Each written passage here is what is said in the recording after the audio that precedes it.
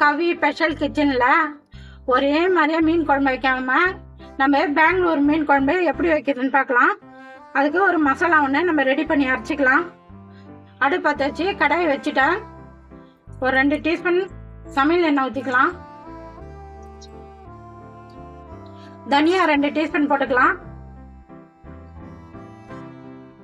வரமிளகாய் 2, ஜீரகம் 1 டீஸ்பூனு, வெந்தயம் 1/2 டீஸ்பூனு, மிளகு 1 டீஸ்பூனு. எல்லாத்தையும் வறுத்துக்கலாம். நம்ம 10 பூண்டு பல் போட்டுக்கலாம்.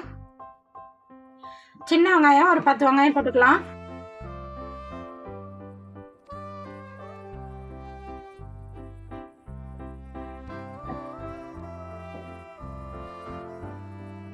ரெண்டு தக்காளி கட் பண்ணி போட்டுக்கலாம்.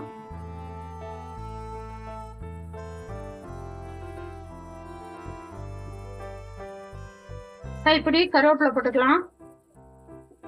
ஒரு 1/2 டீஸ்பூன் மஞ்சள் பொடி போட்டுக்கலாம்.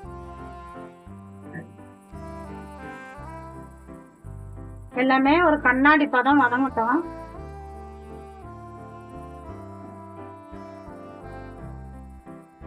ஆறு தேங்காய் பத்தை, 10 முந்திரி பருப்பு போட்டுக்கலாம்.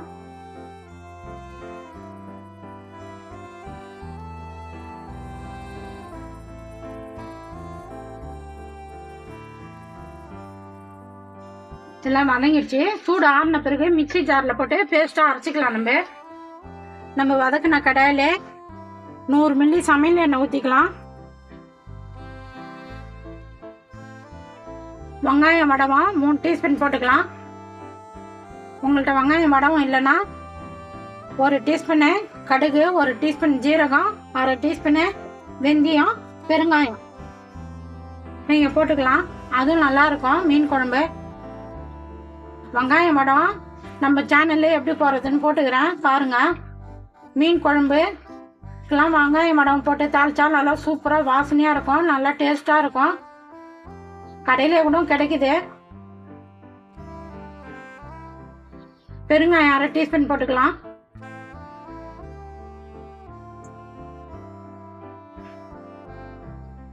சின்ன வெங்காயம் 100 கிராம் போட்டுக்கலாம்.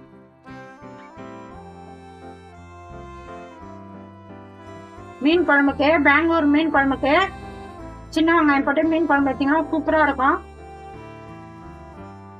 ஒரு கைப்பிடி கருவேப்பிலை போட்டுக்கலாம்.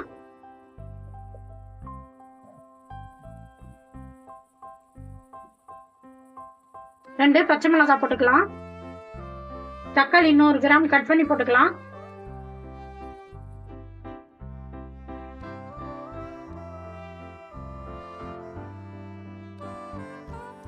வெங்காயம் தக்காளி நல்லா வதங்கிடுச்சு. இப்போ நம்ம வதக்கி பேஸ்டா அரைச்சி வச்சிருந்தோம். அந்த பேஸ்ட் போட்டுக்கலாம்.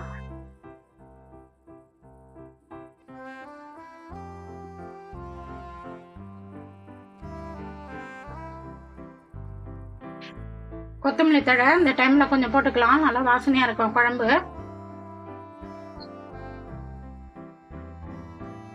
தனியாத்தூள் 3 டீஸ்பூன் போட்டுக்கலாம். தனித்தூள் 1 டீஸ்பூன் போட்டுக்கலாம். நீங்க உங்க காரத்துக்கு தகுந்த மாதிரி போட்டுங்க.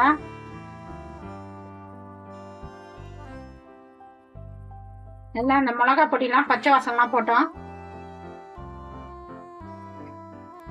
நான் 100 கிராம் புளி எடுத்து கரைச்சி வடிகட்டி வச்சுக்கிறேன். புளி தண்ணி ஊற்றிக்கலாம்.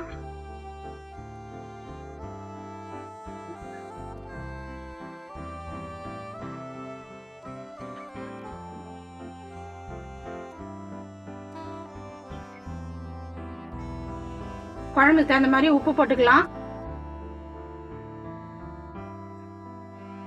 மீன் குழம்புக்கு தகுந்த மாதிரி நம்ம தண்ணி ஊற்றிக்கலாம். மிக்சியில பேஸ்ட் அரைச்சோம், மிக்சி கழுவி தண்ணி ஊற்றிக்கலாம்.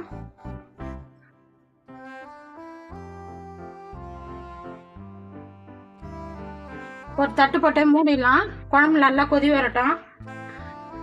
நம்ம பெங்களூர் மீன் குழம்பு தாளிச்சு விட்டுருந்தோம். எப்படி இதுன்னு பார்க்கலாம். எண்ணெய் நல்லா பிரிஞ்சு வந்தது. இப்போ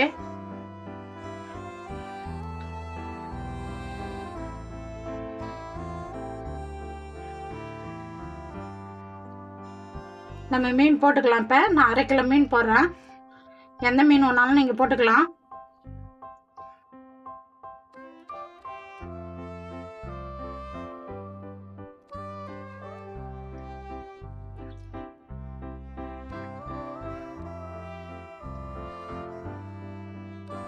ஒரு கைப்பிடி கொத்தமல்லி தழை போட்டுக்கலாம். மேலே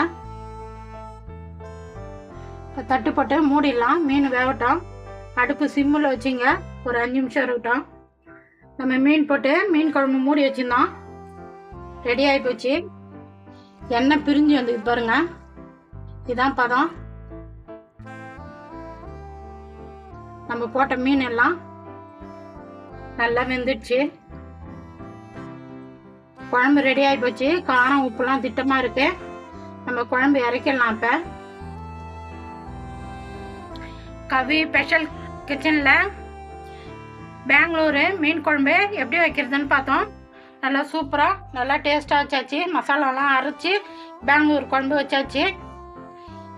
நீங்கள் எந்த மீனில் வேணாலும் வைக்கலாம். இந்த மெத்தடில் ஒரே மாதிரியே மீன் குழம்பு வைக்காமல் கொஞ்சம் வித்தியாசமாக நம்ம பெங்களூர் மாடலில் வச்சுக்கிறோம். சூப்பராக இருக்கும். நல்லா டேஸ்ட்டாக இருக்கும். இட்லி, தோசைக்கு, பூரிக்கு, சப்பாத்திக்கு, ஒயிட் சாதத்துக்கெலாம் சூப்பராக இருக்கும் குழம்பு. நான் எப்படி செஞ்சேன்னா அந்தமாரி செஞ்சு பார்த்துட்டு எப்படிங்குதுன்னு சொல்லுங்கள். எனக்கு சப்போர்ட் பண்ணுங்கள். இந்த வீடியோ பிடிச்சிருந்தா லைக் பண்ணுங்கள், ஷேர் பண்ணுங்கள், சப்ஸ்கிரைப் பண்ணுங்கள்.